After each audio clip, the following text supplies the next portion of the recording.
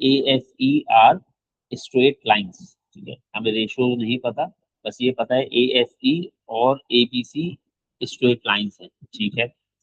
A B की value 6a है, 2b की वैल्यू 2b है, आपने ए एफ बताना है। तो ए एफ बताने के लिए आप क्या करेंगे, ए से बी और बी से एफ, सिंपल एडिशन है।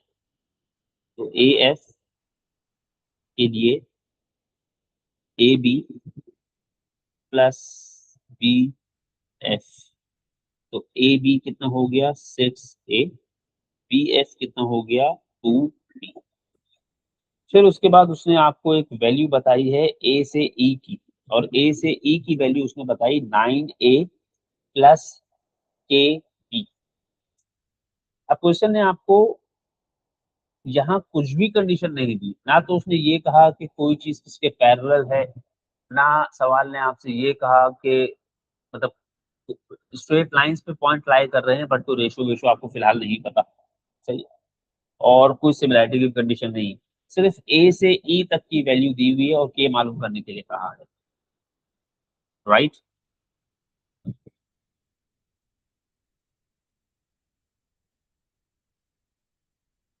सही है ना बात यहाँ तक? जी। चल बताइए, मैं रिलेशन कहाँ से ला, मुझे ए एफ पता है, मुझे ए बी पता है, मुझे बी एफ पता है, उसके अलावा मुझे ए ई की अजीब सी वैल्यू पता है, लेकिन पता है वो वैल्यू, और मुझे यहाँ पर के क्या है वो ढूंढना है। कोई ऐसा रिलेशन बनवाइए कि मैं सॉल्व करके के की वैल्यू पता कर सकूं।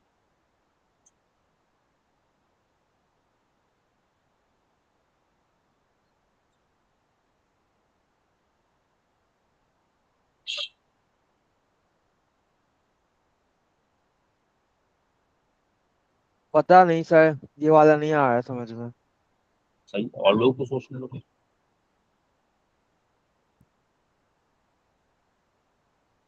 स्ट्रेट लाइंस दी गई हैं, आप कोई उल्टा सीधा रिलेशन नहीं सोचते चलो।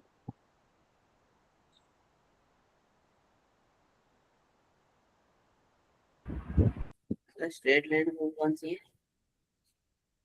Straight lines A B C और ए एफ ई, ये स्ट्रेट लाइंस हैं। स्ट्रेट लाइंस मतलब उस पे 3 पॉइंट्स हैं जो कोलिनियर। तो अगर मैं आपसे स्ट्रेट लाइन पे फोकस करने को कह रहा हूँ तो इसका मतलब है I am asking you to focus on है? The collinear points. अब कम से कम इतना तो सोच सकते हैं, कोलिनियर पॉइंट्स के रिलेशन काम करेंगे नहीं करेंगे वो तो बहुत बात की बात रेशियोज। है। यानी अगर आप कोलिनियर पॉइंट्स या स्ट्रेट लाइन सोचे तो कम से कम रेशियोज पे सोच सकते हैं, लेकिन फिलहाल आपको ऐसा लग रहा है कि एडिशन सब्ट्रैक्शन का तो कोई सीन नहीं है यहाँ, सही है ना। तो अगर आपने रेशियोज सोचे भी तो रेशियोज किस पे सोचेंगे, ए बी सी पर कि ए एफ ई पर?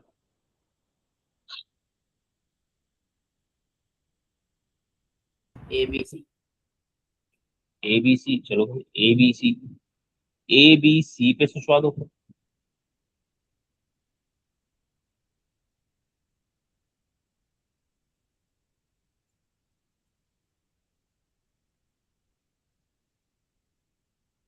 अगर ए बी सी पे सोचोगे तो A B is to B C, A B is to A C, और B C is to A C, यही सब रिलेशन सोचोगे। जी। अगर ए एफ ई पर सोचोगे तो A F is to F E, फिर A F is to A E, और F E is to A E. जी। सही है ना? अब क्या इसमें से किसी, चलो मैं लिख देता हूँ रिलेशन अगर आप कहते हैं तो। एक आप सोच लेंगे A F is equal to H times F E, फिर A F is H times A E, और फिर आखिर में आप सोच देंगे F E is H times A E. ये आपने ए एफ ई वाली स्ट्रेट लाइन पे सोचा, जिससे आपको ये 3 रिलेशंस मिल गए, सही है। ये तो मैंने सही सोचे। जो फर्दर रिलेशन आप सोच सकते हैं वो एबीसी पे सोच सकते हैं, लेकिन शायद एबीसी पे सोच के कोई फायदा नहीं है, क्योंकि हमें ए ही पता करना है। लेकिन चलो कोई बात नहीं। A B is H times B C, फिर A B is H times A C, और फिर B C is H times A C. ठीक है। जो ये एक सेंटेंस आपको दिया हुआ था, इससे आप यही सब कुछ सोच सकते थे। बाकी तो और कोई चीज उसने दी ही नहीं है जो आपको कुछ सोचने के लिए फोर्स कर रही हो। यही बात है।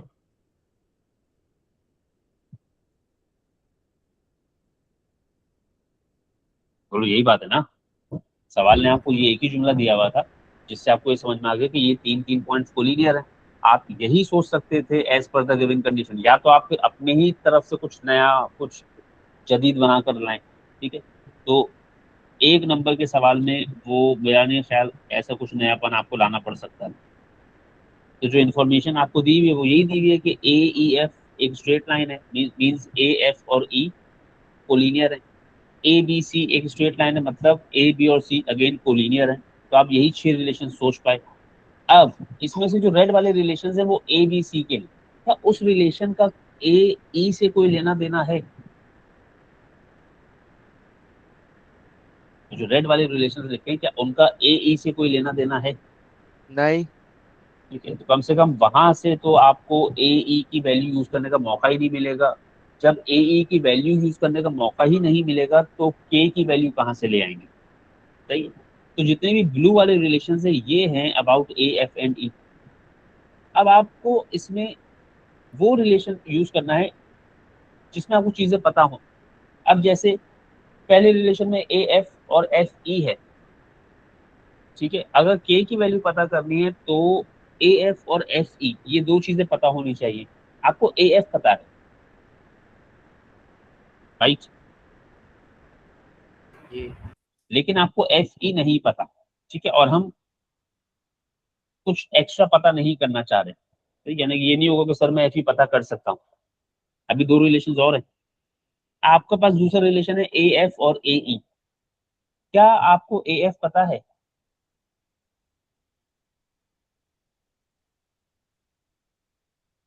बोलो भाई। जी सर, हमने कैलकुलेट किया था फर्स्ट पार्ट में। और ए ई आपको सवाल ने दिया हुआ है। जी। तो ये एक ही रिलेशन है जो कुछ वर्किंग कंडीशन में लग रहा है, इसके अलावा तो कुछ भी नहीं है। बस सीधा सीधा इस रिलेशन के पास चले जाइए। तो ए एफ का मतलब 6a plus 2b is equal to h times 9a plus K B. चलो भाई, 6a प्लस 2b। इसी तरह का रिलेशन चाहिए होता है हमें के की वैल्यू पता करने के लिए। 9 times H A plus A B C D E F G H H K B. चलो, तो कोफिशिएंट्स कंपेयर करूँ अगर मैं, तो 9h इज इक्वल टू 6 और एच के इज इक्वल टू 2। एच की वैल्यू मेरे पास आ गई 2/3।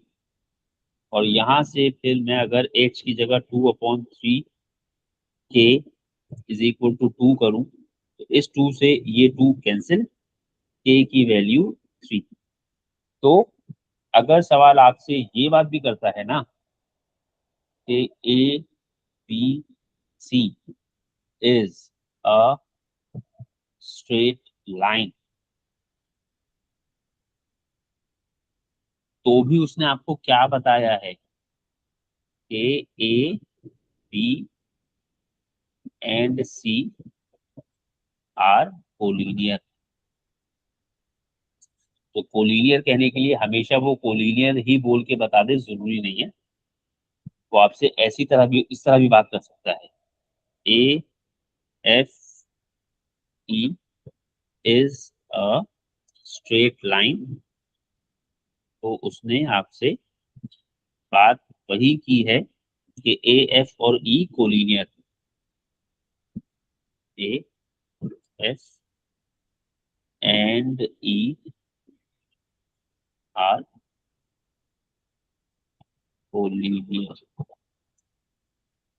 सही है। चलिए, उसके बाद part 2, E D is parallel to B C. E D B C के पैरेलल है, इसका मतलब है ई डी बी सी का मल्टीपल है, यानी कि ई डी इज के टाइम्स बी सी। अब इस सवाल में आप के भी यूज कर चुके, एच भी यूज कर चुके, तो अगर आप रिलेशन बनाएंगे तो उसमें कोई नया ही वेरिएबल डालेंगे। सही है। फिर दूसरी चीज, C D is parallel to B F. C D B F के पैरेलल है, अगर इसको भी मैथमेटिकली लिखेंगे तो कुछ नया ही बनाएंगे आप रिलेशन, यहाँ पर के और एच नहीं यूज कर सकते। सही है। खैर, अब सब डायग्राम पे चलता हूँ जरा। ई डी बी सी के पैरेलल है, ठीक है, तो ई डी और बी सी दोनों चीजें आपको नजर आ रही है, यानी ये वाली साइड और ये वाली साइड, ये पैरेलल है। सही। उसके बाद उसने एक और बात करी, C D is parallel to B F. C D मतलब ये सी डी और फिर ये बी एफ। उसने आपको ये दो बातें बताई कि ये साइड्स एक दूसरे के पैरेलल हैं। अच्छा, बी सी की वैल्यू ए बी के बराबर है। बी सी ए बी कितना है?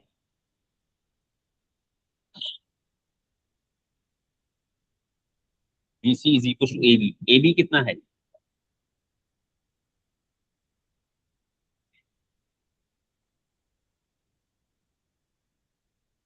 ए बी की वैल्यू नहीं ली हुई हमें, 6 है। तो बी सी कितना हो गया?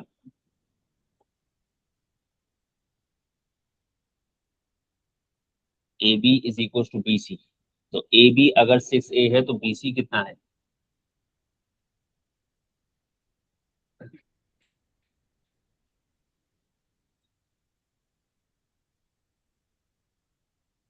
सिक्स है। बी सी भी 6a है।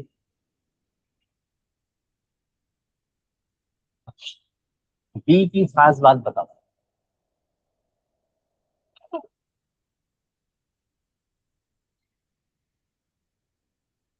ए बी भी 6a, बी सी भी 6a, तो ये बी की खास बात क्या हुई?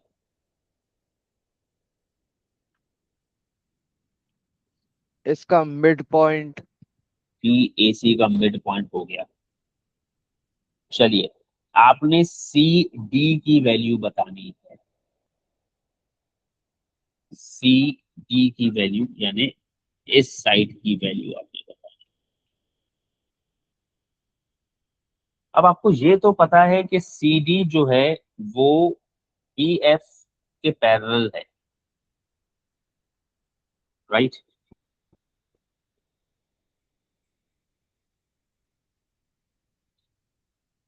सही है ना?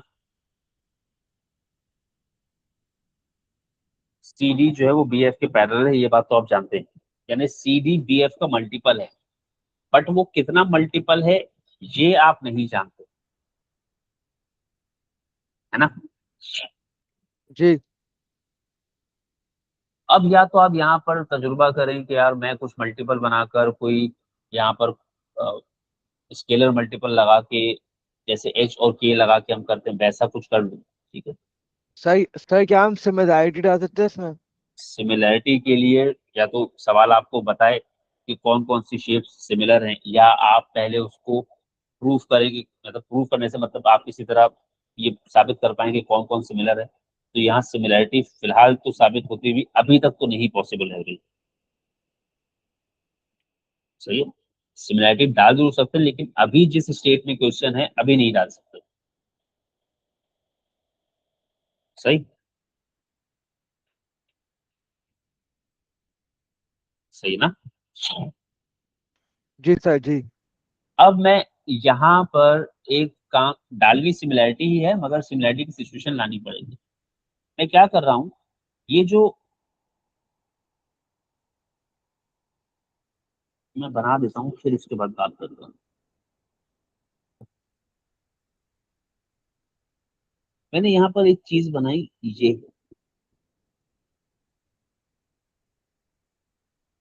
ठीक है, ये लाइन मैंने ए से शुरू की और एक पॉइंट पे लेकर आया जो पॉइंट बीसी पर है, सही है। मैंने कोशिश तो की थी बट शायद हुआ नहीं वैसा, दोबारा एक दफा कोशिश कर देता हूँ। मैं ये लाइन एक खास तरह से बना रहा हूँ। मैंने एक लाइन ए से शुरू की और उसको लाकर बीसी के ऊपर इस पॉइंट पर छोड़ दिया। इस पॉइंट को मैं कोई भी नाम दे सकता हूँ, A B C D E F, तो ये जी हो गया, सही है। मैंने एक ऐसी लाइन बनाई है जो ई से निकली और बीसी को आकर जी पर उसने ज्वाइन कर लिया, ठीक है। मैंने इस लाइन में खास बात करी, मैंने इस लाइन को सीडी के पैरेलल बनाया है, ठीक। ठीक है। क्या ये सीडी के सिर्फ पैरेलल है या इक्वल भी होगी? इक्वल। ये इक्वल भी। इक्वल भी है क्योंकि आपकी ऑपोजिट साइड्स पैरेलल चल रही है, राइट। तो आपने पहले तो ई से जी एक लाइन बना दी जिसे आप जी ई कह लें क्योंकि आपको सीडी पता करना है वहां पर, सही। जी तो सर। अगर आपने जी ई मिसाल के तौर पे किसी तरह पता कर लिया तो इसका मतलब है आपको सी डी भी पता लग जाएगा, ठीक है। ये इस वजह से मैंने आपसे कहा था कि ये सवाल जरा सा अलग है क्योंकि ये एक ही सवाल है जिसमें आपको ये करना पड़ता है। तो अगर आप जी ई पता कर लें किसी तरीके से तो आप सी डी पता कर पाएंगे, ठीक है। अच्छा, अब यहाँ पर एक और खास बात है, वो दूसरी खास बात ये है कि जब तुमने ये पैरेलल लाइन बनाई, ई से बीसी पर एक लाइन लेकर आए जिसने बीसी को जी पे ज्वाइन किया, इस जी में भी एक खास बात है। वो खास बात क्या है? Mid point. वो जी किसका मिड पॉइंट है? बीसी। बीसी का। पूरा बीसी कितना है? 6 है। 6 है, तो बीजी कितना हो गया? 3 है। बीजी हो गया 3a, ठीक है। अब तुम्हें जी से ई जाना है, तो जी से ई जाने के लिए तुम क्या कर सकते हो? या तो जी से ई जाने के लिए तुम मुझे कहो कि जी से बी जाऊंगा, बी से एफ जाऊंगा और एफ से ई चला जाऊंगा, सही है। जी। और तुम ऐसे भी कह सकते हो कि नहीं, मैं जी से ए और फिर ए से ई, ये भी कह सकते हो, ठीक है ना। जी सर। और अगर मैं डायरेक्शंस देखूं तो मेरे पास डायरेक्शंस एडिशन को रेफर कर रही है कि सब्ट्रैक्शन को रेफर कर रही है? एडिशन होती है ना ये। मतलब मुझे जी ई, ए से वेक्टर जी की तरफ आ रहा है और ए से वेक्टर ई की तरफ जा रहा है, एक ही पॉइंट से दोनों वेक्टर्स निकल रहे हैं, तो ये एडिशन है कि सब्ट्रैक्शन है? आ, एडिशन में एक वेक्टर जहां खत्म होता है दूसरा वहां शुरू होता है, सब्ट्रैक्शन में एक ही पॉइंट से दो वेक्टर्स इमर्ज हो रहे होते हैं। अच्छा सही है। तो अगर आप एडिशन लगाना चाहेंगे तो आप जी से ए प्लस ए से ई, यानी डायरेक्शंस बदलेंगे। और अगर आप डायग्राम की माने तो ए से जी की तरफ और ए से ई की तरफ दो वेक्टर्स जा रहे हैं, तो जी ई का मतलब ए ई माइनस ए जी भी कर सकते हैं आप इसमें, ठीक है। यानी अगर मैं जी ई मालूम करना चाहूं तो मैं जी ई में स्ट्रेट फॉरवर्ड सब्ट्रैक्शन लग रही है, तो मैं वो भी कर सकता हूं कि ए से ई माइनस ए से जी। अगर आप ये नहीं करना चाहें और आप एडिशन लगाना चाहें तो आप पहले जी से ए जाएंगे और फिर प्लस ए से ई आ जाएंगे, वो आपकी मर्जी है कि आप एडिशन लगाते हैं कि सब्ट्रैक्शन ही लगाते हैं, सही है। क्या मुझे ए ई की वैल्यू पता है? जी। ए ई की वैल्यू अब मुझे पता है क्योंकि ए ई की वैल्यू सवाल में ये दी हुई थी, इसमें के मौजूद था और वो के आप मालूम कर चुके थे, जी। तो आपको 9 है 3 भी। 9a plus 3b। क्या मुझे ए जी की वैल्यू भी पता है? जी 9 है। ए जी की वैल्यू 9a, ठीक है। तो मैं दोनों तरीकों से ही कर देता हूँ कि जी ई, अगर आप एडिशन से कर रहे हो तो ए ई मेरे पास आ रहा है 9A प्लस 3B माइनस ए जी मेरे पास 9A था, 9A से 9A कैंसिल, तो जी ई की वैल्यू 3B। और अगर आप सब्ट्रैक्शन से कर रहे हैं तो इसका मतलब है आप बेहतरीन काम कर रहे हैं। जी सॉरी, सब्ट्रैक्शन से तो कर चुका, तो सब्ट्रैक्शन से किया तो बहुत अच्छा किया, और सब्ट्रैक्शन से नहीं किया तो जी ए की वैल्यू 9A के माइनस 9A, -9 है। और ए ई की वैल्यू 9A प्लस 3B। तो अगेन 9A से 9A कैंसिल, जी ई की वैल्यू आ गई 3 टाइम्स B। अब जिस तरह की ये वैल्यू है आप उसको देख के समझ सकते हैं कि आपका बी एफ और जी ई पैरेलल है, सही है, क्योंकि दोनों एक दूसरे का मल्टीपल है। 2B को 1.5 से मल्टीप्लाई कर दोगे तो 3B आ जाएगा। चलिए उसके बाद आखिरी पार्ट में आपसे कह रहे हैं डी ई की वैल्यू बताओ। हाँ, डी ई की वैल्यू। अब डी ई मतलब डायरेक्शन ये है, ठीक है।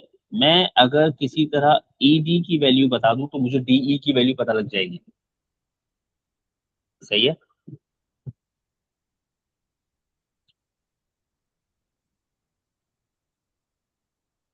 जरा देखिएगा, क्या ये दोनों साइड्स एक दूसरे के पैरेलल और इक्वल हैं? जी सर। क्या ये वाली दोनों साइड्स एक दूसरे के पैरेलल हैं? जी। तो क्या ये इक्वल भी हुई? जी। तो अगर आपको जीसी पता है तो मतलब आपको ईडी पता है, जी और अगर आपको ईडी पता है तो डीई कोई ऐसी चीज नहीं है जैसे आप कहें कि डीई कुछ और हो जाएगा। सर जीसी की वैल्यू 3 है ना। जीसी की वैल्यू 3A है, तो डीई की वैल्यू में आप जो गलती करेंगे वो आप डीई की वैल्यू में 3A लिख देंगे, 3A गलत होगा। क्या लिखना है डीई की वैल्यू में? -3 है। -3A। तो बस ये वाला ख्याल रखिएगा कि आपको जब ये वाला काम करना है तो डायरेक्शन का ख्याल रखना है। ये वाला genuinely out of the box kind of question है। बाकी तो क्वेश्चन जितने भी आप करते आ रहे हैं वो रेगुलर किस्म के क्वेश्चन, वो आपको दिखते रहते हैं। ये एक ही सवाल है अपनी तरह का